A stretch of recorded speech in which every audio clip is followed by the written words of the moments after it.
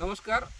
शेतकरी मित्रांनो, काल जी आंदोलन झालं पंढरपूरमध्ये रोहित दादांचं, त्याला यश किती आलं अपयश किती आलं हा एक वेगळा भाग आहे किंवा त्याला काय काळ औषध आहे. परंतु ज्या पद्धतीनं काल पंढरपूरमध्ये आंदोलन संपल्यानंतर काय भाजपच्या मंडळीनं तिथं गोमूत्र टाकून त्या जागेचं शुद्धीकरण केलं, याच्या इतकी वाईट घटना देशभरामध्ये कधीही घडली नसेल. जर शेतकऱ्याच्या मागणीसाठी आंदोलन झालं आणि ती कुणी केलं काय केलं तो विषय फार महत्त्वाचा नाही. तो त्याच्यानंतर जी भाजप विचारसरणीनं जी तिथं गोमूत्र टाकून जो काही जागा शुद्धीकरणाचा जी त्यांचा मी व्हिडिओ बघितला त्याच्यातून अक्षरशः किळस आली. इथपर्यंतच राजकारण्यांना वाईट वागा की भविष्य काळामध्ये आम्हाला तुमच्यासोबत राहू वाटू नये.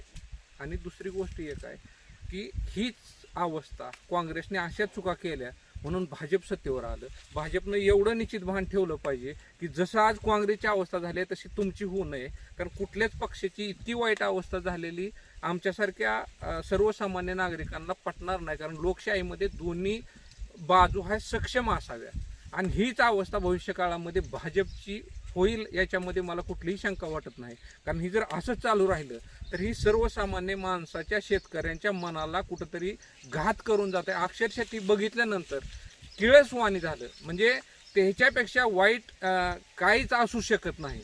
कारण एखाद्या ठिकाणी एखाद्या मागणीसाठी आंदोलन झालं तर त्याच्यापर्यंत ठीक आहे, राजकारणाचा भाग असू शकतो, त्याला विरोध प्रत्यारोप होणं तिथपर्यंत ठीक आहे. पण तुम्ही त्या जागेचं शुद्धीकरण करणं, एकीकडे तुम्ही ज्यावेळेस तुम्हाला असं वाटतं की बाबा अंधश्रद्धा निर्मूलनावर महाराष्ट्र शासन कितीतरी कोटी रुपये खर्च करतं आणि दुसऱ्या बाजूला तुम्ही काय करताय आणि काय मेसेज देताय, याच्यातून तुम्हाला कसल्याही परिस्थिती म्हणजे कुठल्याही माणसानं कुठल्या विषयावर बोललेलं जर पटनाच गेला असेल तर तो विषय कुठंतरी थांबला पाहिजे. आणि तो थांबल, तुम्ही नाही थांबवला तर तो समाज निश्चित थांबवल.